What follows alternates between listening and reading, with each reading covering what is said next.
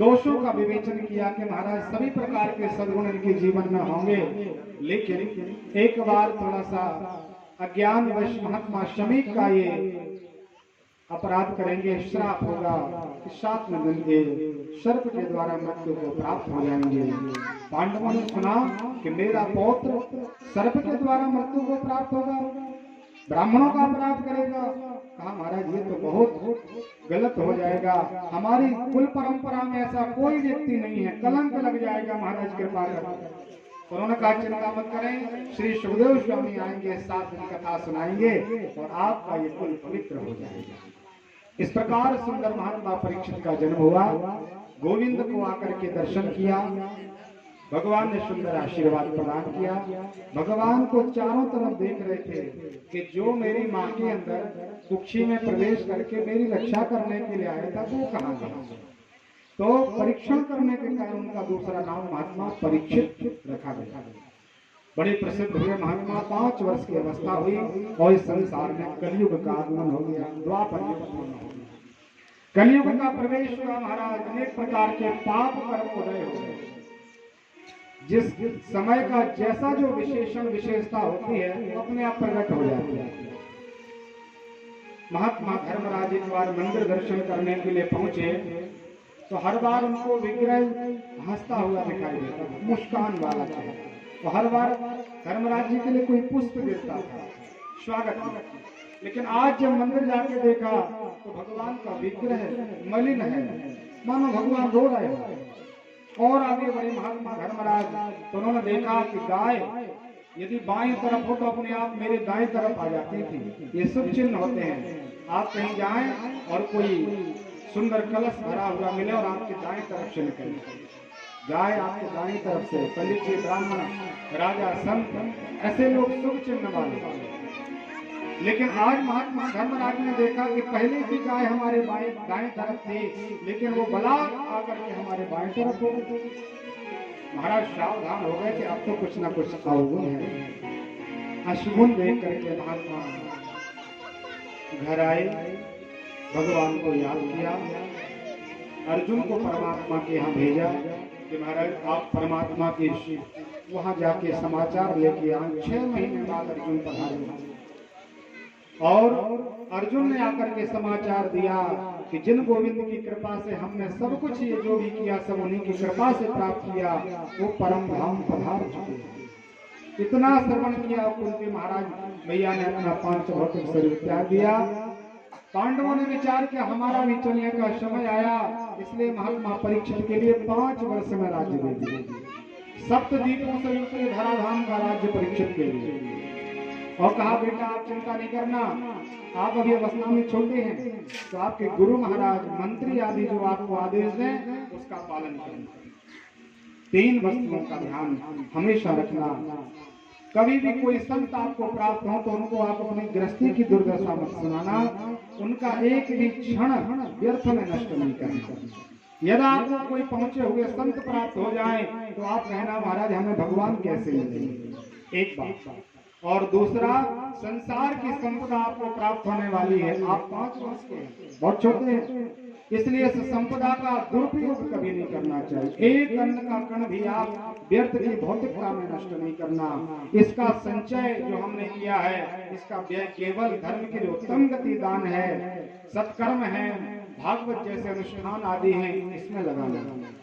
और तीसरा महाराज किसी भी संत का आपके द्वारा अपराध नहीं होना चाहिए।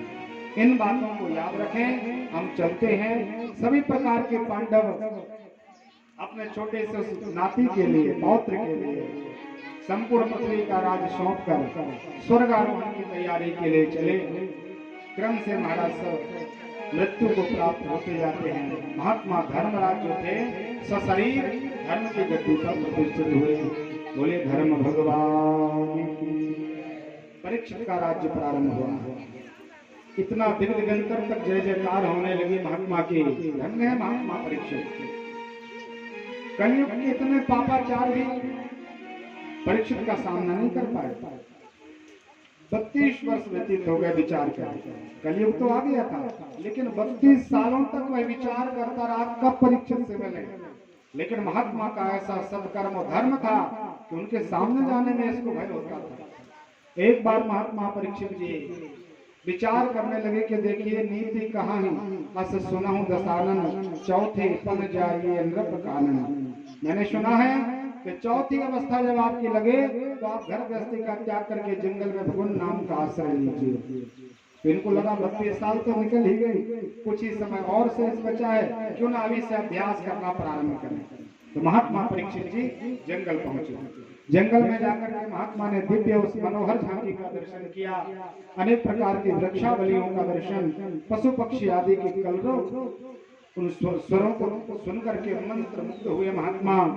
और आगे चले तो देखा एक छोटी सी गाय और बछड़ा, बहुत छोटा, उस छोटे से बछड़े के 3 पैर कटे हुए, 1 पैर बचा हुआ है और 1 पैर से वो लगड़ा रहा है बछड़ा। दूर से बहुत काले काले शरीर को लेकर के विशाल दुर्दांत कोई राक्षस आया और तलवार से उस पैर को ही काटने के लिए तैयार हुआ। उसी समय महात्मा परीक्षित ने कहा, सावधान, कौन हो? अरे मेरा राज्य यहाँ पर चलता है, मेरे राज्य में इस प्रकार का अपराध नहीं हो सकता, क्षणमात्र में मार डालेंगे तुम्हें।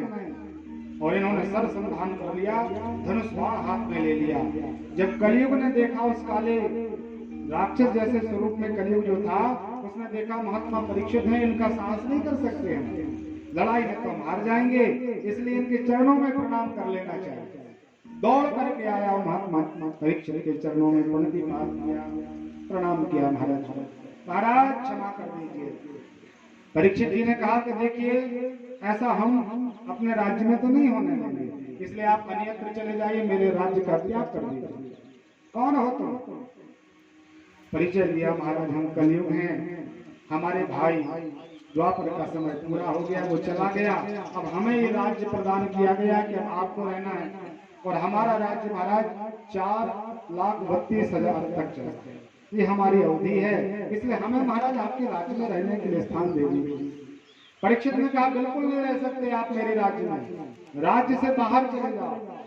कलयुग ने कहा महाराज एक तिनका भी यदि कहीं पर डला है तो वो आपका राज्य है, 7 दीपों से युक्त धराधाम पर आपका राज्य है, आपकी जय जयकार होती है महाराज, कहाँ चले जाएं? महात्मा परीक्षित ने कहा मेरे राज्य में रहना है तो आपको अपनी विशेषताएं बताना पड़ेगा, आपके अंदर कोई सद्गुण होंगे, आपके अंदर एक भक्ति होगी तो हम आपको वास प्रदान कर देंगे।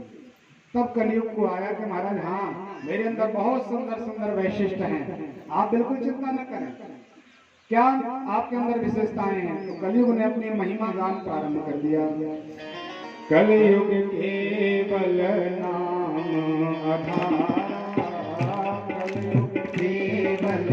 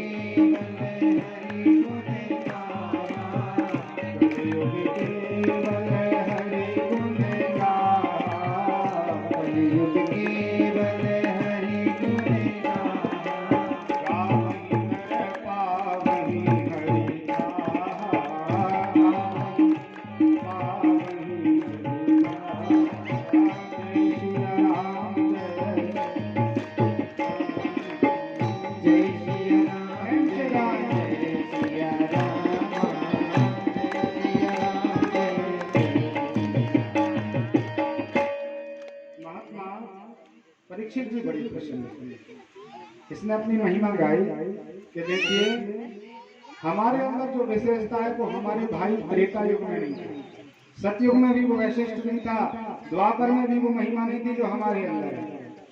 अनेक प्रकार के इतिहास मीमांसा का अध्ययन, कर्मकांड, पुराण आदि का विवेचन, राजसी अश्वमेध आदि यज्ञों का आश्रय, और इस सब को करने के बाद भी भगवान मिलते नहीं थे त्रेता सतयुग द्वापर में। लेकिन महाराज हमारी ऐसी महिमा है कि केवल भगवान का भजन करो और भजन करते करते परमात्मा को आप प्राप्त हो जाए। केवल मेरे कार्यकाल में आप भगवान का नाम लीजिए। प्रसन्नता के साथ महात्मा परीक्षित प्रसन्न हुए और 4 स्थान महात्मा ने प्रदान कर दिए।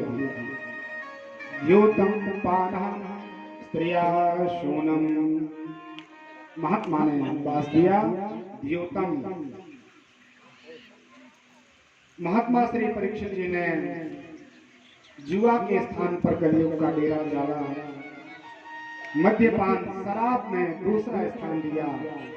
तीसरा स्थान महात्मा कलियुग को वैश्यावृत्ति या व्यभिचार में प्रदान किया। चौथा स्थान महात्मा परीक्षित ने कलियुग को हिंसा में प्रदान कर दिया। जुआ में कलियुग कपट के रूप में रहता है, वो सत्य नहीं हो सकता उसमें। मद्यपान मदिरा में अहंकार का वास दिया।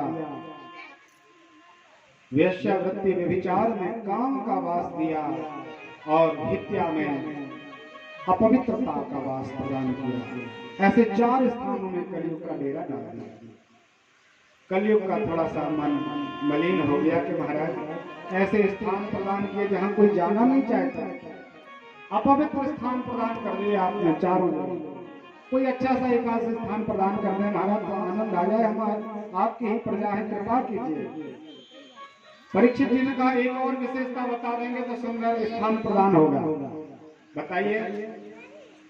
परीक्षित का वचन श्रवण किया और कलियुग को याद आ गया। कहा महाराज जी एक बहुत बड़ी विशेषता और है। कलिकर एक पुनीत प्रतापा, मानस पुण्य हो नहीं पापा। एक पुनीत प्रताप है महाराज हमारा। वेद पुराण गाते हैं हमारी उस महिमा को, और वो ये महिमा है मेरी कि महाराज यहाँ मानसिक पुण्य तो लगेगा लेकिन मानसिक पाप लगने वाला नहीं है। मानसिक पुण्य जितना करें तो आपको प्राप्त होगा, लेकिन मन से द्वारा सोची गई गलत प्रवृत्ति आपको पाप में डालेगी। ये छूट महाराज सतयुग द्वापर त्रेता युग में नहीं है। परीक्षित जी महाराज प्रसन्न हुए और स्वर्ण में वास प्रदान किया। जाइए सोने में वास करो, स्वर्ण के आभूषणों में, स्वर्ण मुद्रा में आपका वास। बहुत प्रसन्न हुआ महात्मा कलियुग, और कलियुग ने विचार किया कि तत्काल अवसर हाथ लगा है तो इसका लाभ लेना चाहिए। जरासंध नाम के राजा का मुकुट आज महात्मा परीक्षित ने लगाया था। कलियुग को अवसर मिला और तत्काल प्रवेश कर। इस कथा को श्रवण करके महात्मा शौनक बाबा ने श्री सूत जी से प्रश्न कर लिया कि महाराज गीता में भगवान विभूतियों का दर्शन कराते हैं तो उन विभूतियों में भगवान कहते हैं ऐसे में हम धातुओं में स्वर्ण में वास करते हैं। कांचा नाम च मई धनु, धातुओं में सोना। तो भगवान जब सोने में वास करते हैं तो कलियुग का वास सोने में कैसे हो सकता है?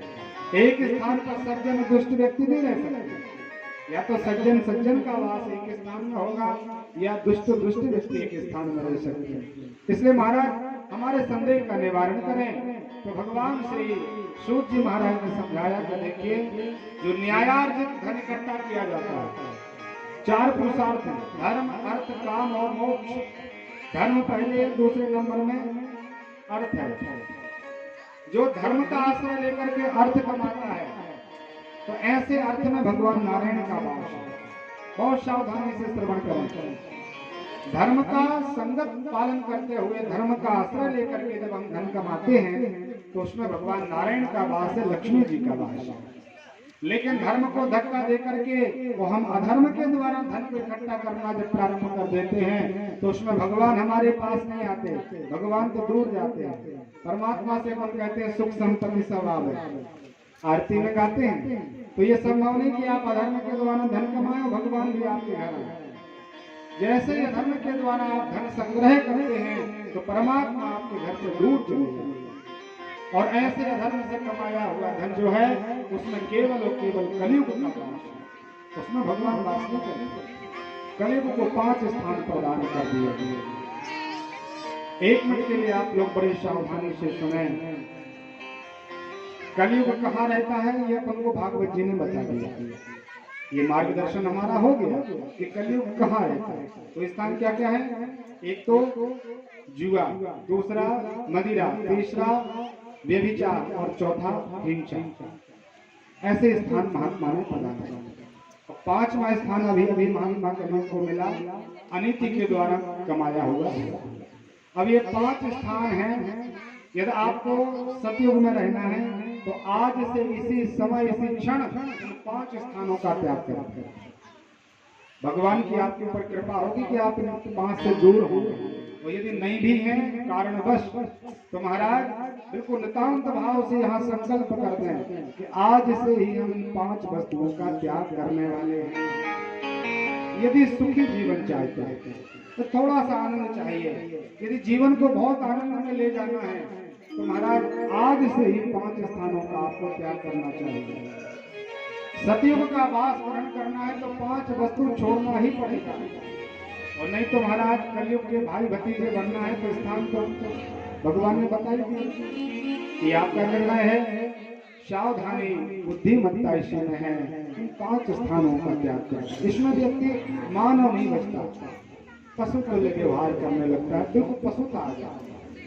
हजारों उदाहरण आप लोगों ने देखे होंगे, बताने की बहुत ज्यादा आवश्यकता नहीं है। इसलिए आप लोग बड़ी सावधानी से इनका त्याग करके भागवत जी के ही समर्पित करके जाएंगे, ऐसा हमें विश्वास है। महात्मा परीक्षित का मुकुट जरासंध का राजा जरासंध का था। कलयुग ने वास किया। उसी कलयुग के कलुषित दोषों के कारण महात्मा परीक्षित को प्यास लगी। आगे बढ़े तो देखा शमीक महात्मा का आश्रम है। तो ये बड़े ब्राह्मण्य थे, बहुत ब्राह्मणों का सत्कार सम्मान करते थे। लेकिन कलयुग के प्रभाव के कारण आज थोड़ा सा अभिमान में बढ़ गया और विचार आया कि हम सम्राट परीक्षित इस पंडित जी के आश्रम में आए हुए हैं और ब्राह्मण हमें जल देना पड़ेगा, ब्राह्मण को आसन देना पड़ेगा। पंडित जी हमारे साथ बैठ के बात करेंगे। इस सब